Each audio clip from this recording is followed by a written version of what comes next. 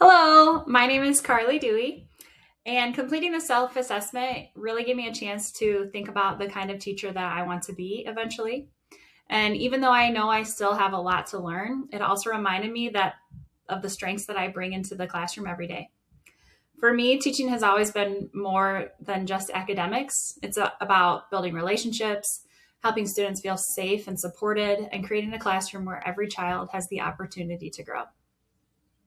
So, when I looked over my survey results, I wasn't surprised that many of the dispositions I rated as strongly agree centered around those same ideas. In fact, they reminded me of one student that I'll never forget.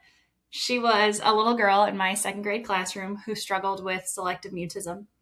So, throughout the year, I worked closely with her family and her therapist and previous teachers to learn how to best support her and help build her confidence.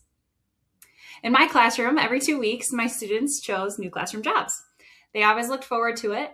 And the one job they couldn't choose was the classroom substitute because that was the only job that I assigned. I always gave it to a student who always was showing kindness, respect, responsibility, and consideration for their classmates. It was my way of recognizing someone who was modeling our classroom expectations. And this girl showed those qualities every single day, so I chose her. When I told her, she just wasn't quite ready yet. Part of being the classroom substitute meant speaking in front of the class, and that felt very overwhelming for her.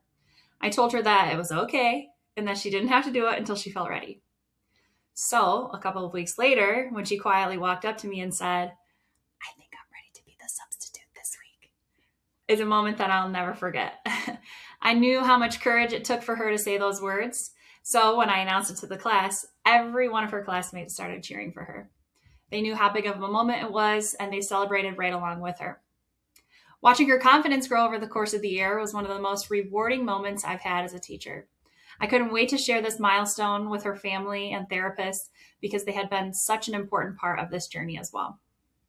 Looking back, that's exactly why I rated these dispositions, like believing that all students can learn, being sensitive to students' individual learning and social needs, demonstrating genuine care and warmth, and remaining committed to the teaching profession so highly.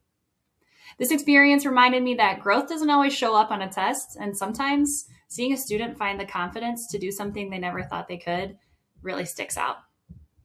The survey also reminded me that I still have room to grow.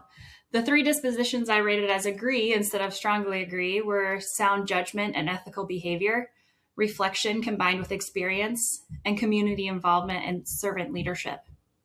I don't really see those as a weakness of mine. I see them more as an area that will naturally grow with experience. Every year brings new situations that challenge me to make thoughtful decisions, reflect on my teaching, and continue learning. As I move forward in my career, I'd also like to become more involved outside of my own classroom by serving my school community and maybe eventually mentoring other teachers. When I think about what it means to be a professional educator, I think it's someone who never stops learning, always puts students' needs first, and leads with integrity. It's someone who builds strong relationships, makes thoughtful decisions, and creates a classroom where every student feels safe, valued, and capable of succeeding. Those are the qualities I hope to keep developing throughout my career. Thank you for taking the time to listen to my reflection.